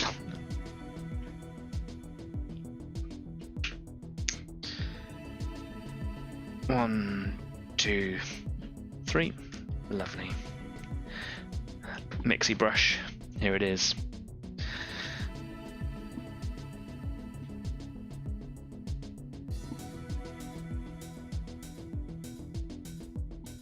Now I know that I can take the airbrush apart even further than what I normally do. You can leave it soaking in isopropyl overnight, completely reduced down, just to make sure that everything is as clean as I can make it. And I can see inside the paint chamber, just inside this bit here, I can see some micro scratches where I've been brutal when I first got it and didn't really know so much.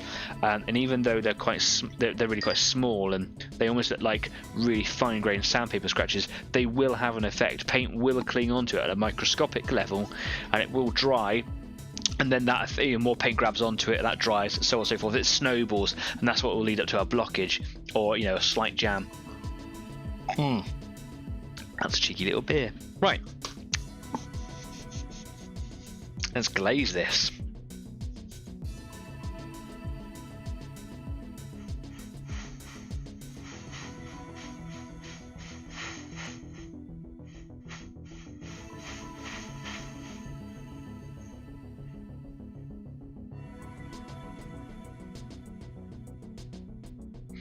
Probably actually do a bit more transpirator in there. Let's keep going for a minute.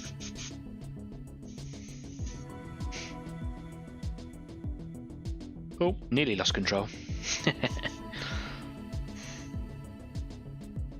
When one repair job leads to another, leads to another.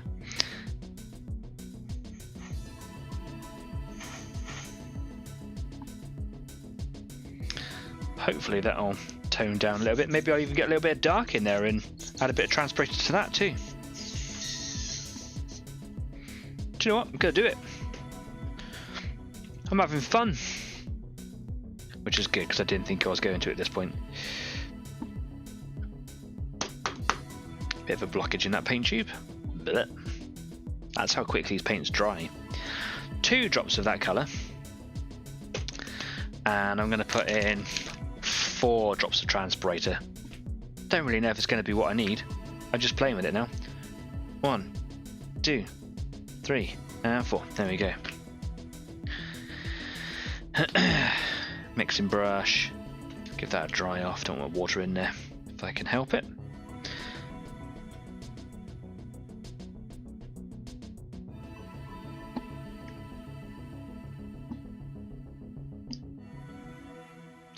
Seven viewers I can see online at the moment. Guys, thanks very much for coming along, especially after the irritating start I've had. It's really nice to have your company. I really do appreciate all of the company, whether it's on the live show or even all of the views that I get back. Get on average about 20 to 25 views after the show has aired. I call it air, streams, whatever. Really appreciative, so thank you very much for coming by. Really makes my day making this show. As basic as it is, and as as simple as my paint jobs are, I really do appreciate everyone who stops by.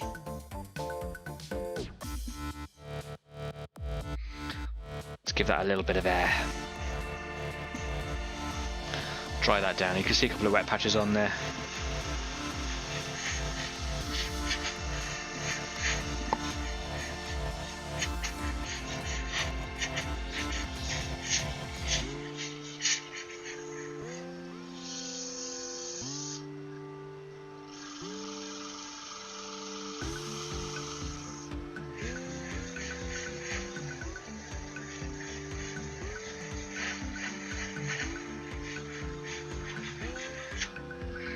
There we go. I think that's as matched in as I can get, really, and I can spend ages trying to do this and get it perfect, but that's it. Yeah, there is a slight texture there from that old decal. You can barely see it on the camera. I can see it quite clearly. I am going to hand paint some gloss onto it to try and fill it in. Maybe I'll just spray on a little bit, see what that does.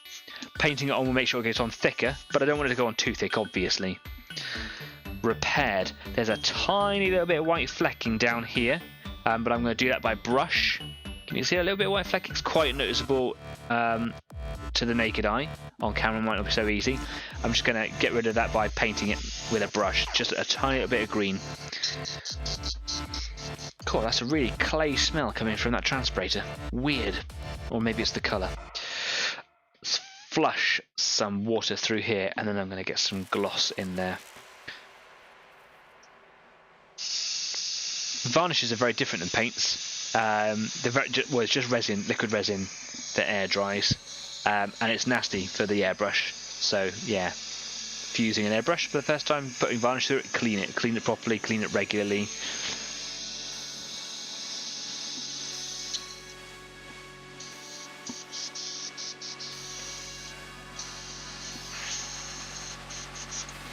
Okay, gloss. I don't think I need to give it a zhizh on the vortex, but I'm doing it anyway, because I like to.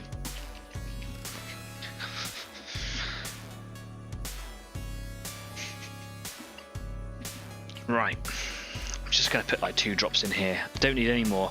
You can see what happens to this stuff when it dries. Can you see if I pull the light away a little bit, maybe a bit easier? You see how gnarly? It's almost like a glue. And that will happen inside your brush, inside the bristles, up in the ferrule if you haven't cleaned it out properly, inside the airbrush. Just, yeah, it's pretty gnarly. 1 and 2. I've got a little bubble. Go away, little bubble.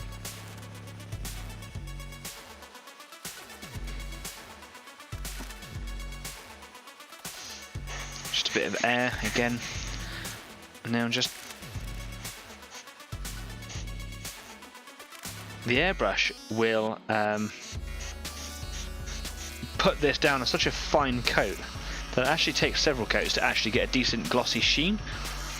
As if you paint it on, you'll get layered gloss very quickly.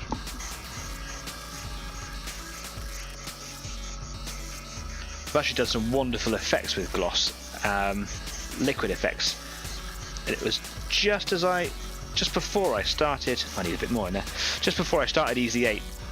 You'll remember right back at the beginning, closely affiliated with Hostile Galaxy magazine, with Ruben Garaby from the United States. Haven't spoken to Ruben for a long time, probably overdue a catch-up. But Ruben runs Hostile Galaxy online magazine, and Ruben spotted one of my tutorials I put up, something that I just learned and thought I'd share it with the community, which was acid pools for Tyranids. I did it on like bases, on the miniature bases. Ruben just really liked it, which is great, and so did quite a few other people. And that was just by hand brushing layers of gloss, and you can get like a lot of depth just by about 5 or 6 layers. With the airbrush, you'd be there all week. Crazy. So I'm going on quite thick in the area where the decal was on, just around the edge as well, just to kind of bring in a little bit. Oh, a bit too heavy there. Just to kind of put in a little bit of leveling, filler. Put some air on it, just see if I can dry it. You can see that there's an opaqueness to it. Can you see how cloudy it is? That will disappear. If you do something with gloss varnish in it, or any kind of varnish in it, and it's got this kind of opaqueness, don't worry, it will disappear.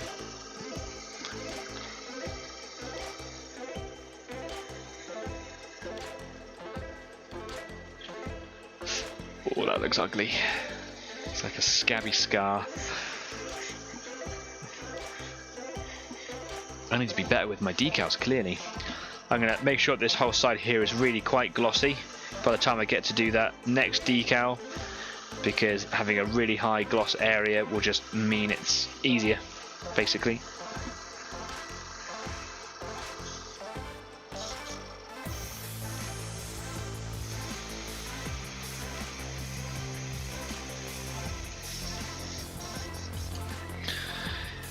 There.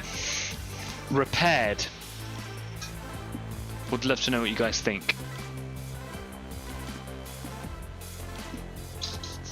Right, I'm just going to get some cleaner through there because I don't want varnish to set in my airbrush. I'm going to give it a good old mix around with the brush as well, just to give a thorough cleaning.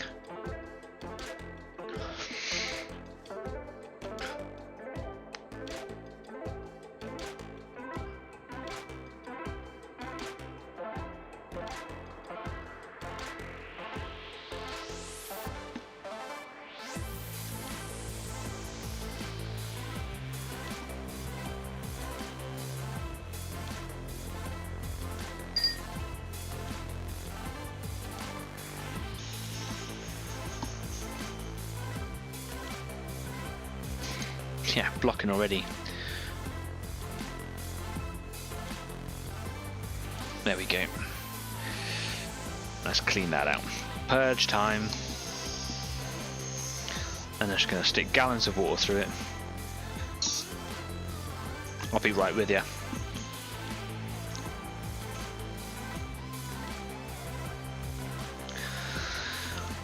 So, look, it's getting productive here. Yeah, I've got a couple of repairs to do, a gun and a rack to go on the side.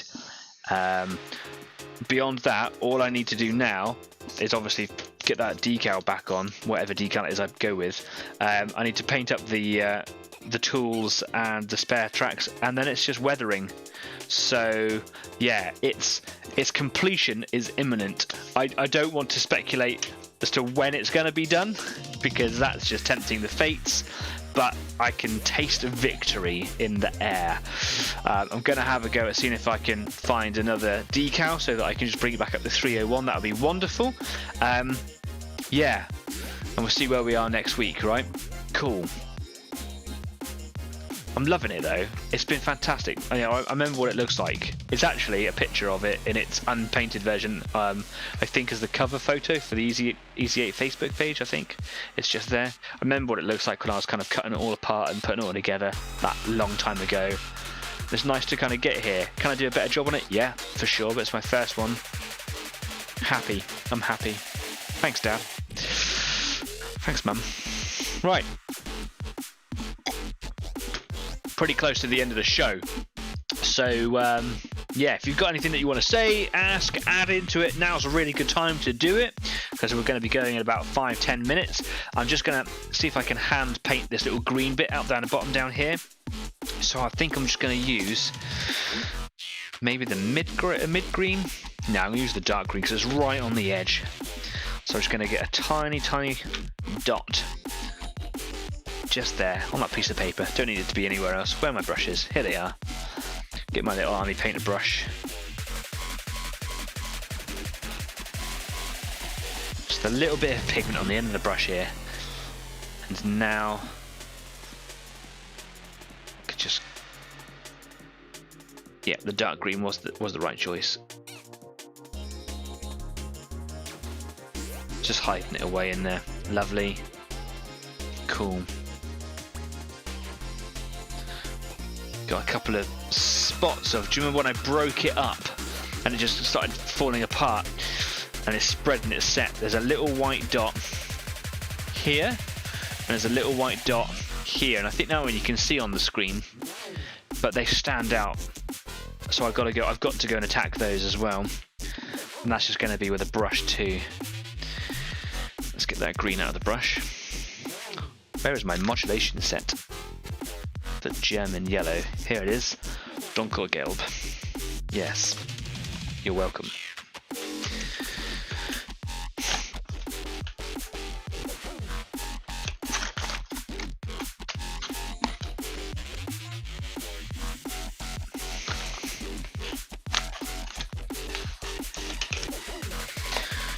Probably going to go for just a base colour on this. I've got 6 colours to go for. Dark base and light base, highlight and shine, all a little bit unnecessary. This is as mid as it gets. I wonder if it is the right colour to be going for, because obviously it's modulated, so it goes through a gradient of colours. Even in that one tiny little dot there, it's going to go through several colours, and it's been stained with wash. So if I'm not careful, this will really stand out. So the idea here is to just literally scrub it. I probably should have gone for a darker colour, to be honest. I'll go over it in a second. Yeah.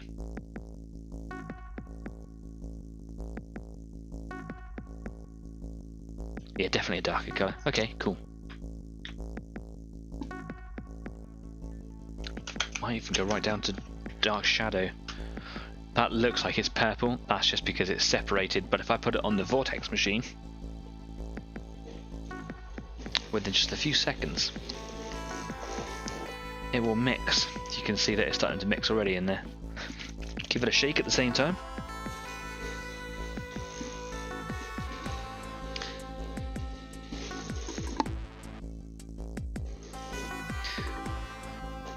Kes, the other day you were asking me what colour did I use to paint the tracks on my 15mm tanks.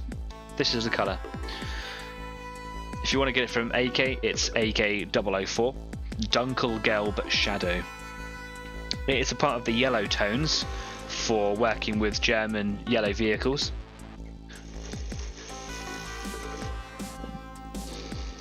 And it is the shadow for the modulation set. You see how it's browny now? Because we know that yellow is brown, essentially, isn't it, on the in light spectrum? Which is why you don't get brown lights, you do get orange lights, orange, yellow, etc, etc. I pop this little colour just down here.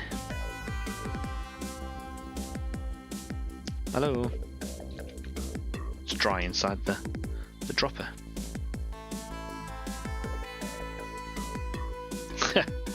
Oh no, it's dried up. I need a pin thing. Stabby thing. I will use an airbrush cleaning rod. Let's stab this bad boy.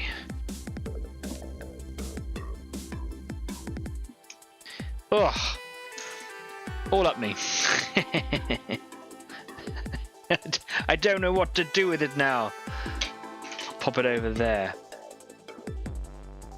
Operation Cleanup Aisle 6. What's the code they say in Monsters Inc. when they come back with something that's contaminant? 2316 or something like that. There we go. Might even be a little bit on the dark side, but yeah, whatever. Just gonna see if I can ever so slightly just go over that yellow bit there. What I'm doing is I'm just feathering the colour, and it works perfectly. Yeah, I'm not trying to like paint it, just feather it. There we go. Solved. God, I'm good. I'm alright, me. Gosh, Dunkle shadow everywhere. Dunkle shadow. Okay, says thanks. Yeah, no worries, man. It's yeah, it's a particularly peculiar colour. Was it this one I used, or was it from the olive greens? You know, I'll get the olive greens out. I can't remember which one I used now. It might be from that set instead. Let's have a little look. Because I got, this is the modulation set for, you can see all the different colours down here that are in this set for just basically you know, luminosities, if you will. And then I've got the olive drab for the US set, which works its way through greens. Beautiful colour set, this one. Like I've said before many a time, green's just a fantastic colour. And right at the bottom you've got olive drab shadow. It looks like it's separated. Let me give it a bit of a whiz up.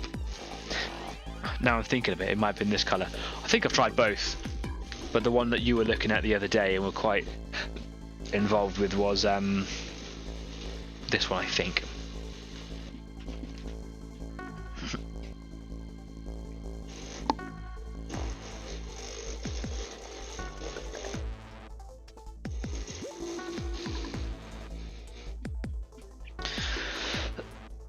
Excuse me.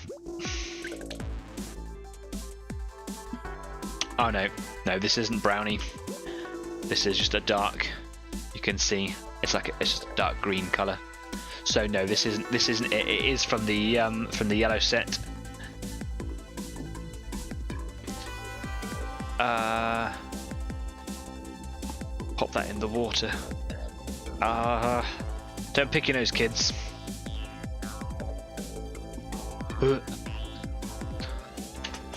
I don't just have these two colours as well. I actually have the German Panzer Grey.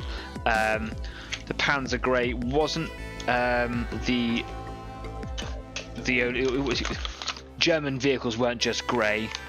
I think they started off very early war as grey, then they moved to the yellow, I believe, and then camouflage versions with it, and then it went to a very stark plain yellow for the Africa Corps, and then when they went into Russia and Stalingrad, then they went back to grey.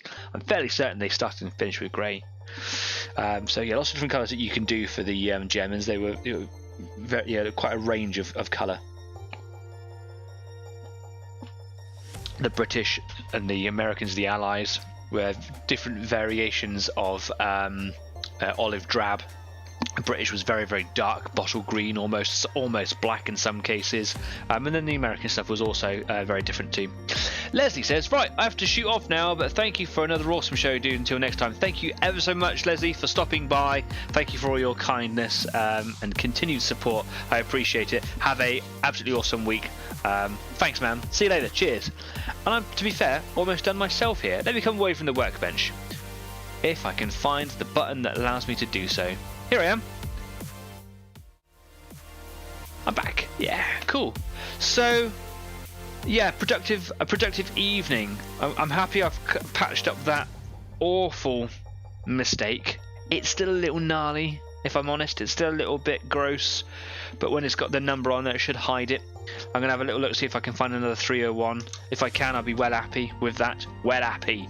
I've still got the one on the back to go, so I'll try and do that over the week, actually.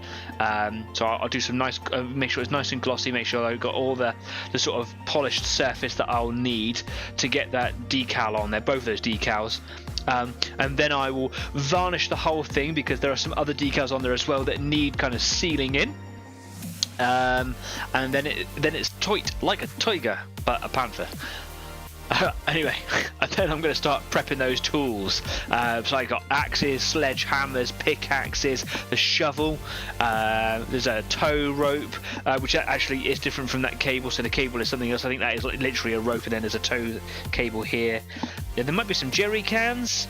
I think there's even some aerials. I am going to have a go at doing the heat aerial, but I'll do that as a part of a show because that'd be really fun to look at and see how I fail, maybe. And get intoxicated with melting plastic. So yeah, definitely have a ventilated room for that. Yeah, and then obviously the bucket.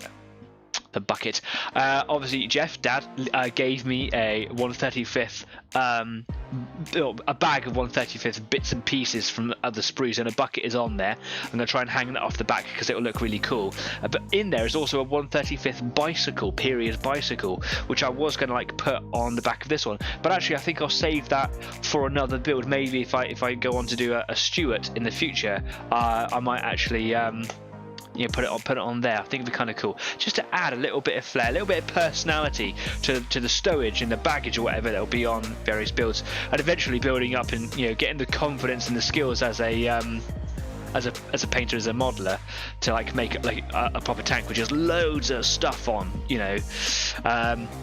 Anyway, that's stuff to think about for tomorrow and the future beyond. Chris says, fear me, I have a shovel. I fear you without the shovel, Chris. Okay, yeah, I'm just frightened of you. You're a scary person. I'm just kidding, you're lovely without the shovel. And Stafford says, thanks for the company tonight. No, you're absolutely welcome, dude. Thank you for coming along. I'm so glad that you've come back to the show. It's been a while since you've been on here, so thank you very much for your company. It's been great. I would love to see what you guys have done, so do please head straight on over to Facebook and put pictures up there. Don't just stop with tonight, do it tomorrow, do it the day after, do it every day. Show us what you're working on, get some feedback. The show's only once a week, but Facebook just is continuous, so get on over there, that'd be great. Don't forget that we're on Facebook, YouTube, Instagram, whichever order that comes in.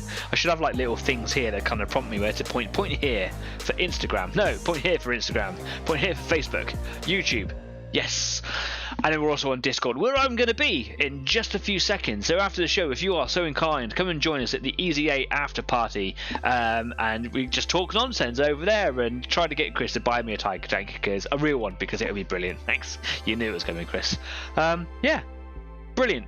I hope you've had a great night. I've had a fantastic evening. Thank you very much for coming along. And until next time, stay safe, be kind, keep on painting, and I'll see you soon. Take care for now. Bye-bye.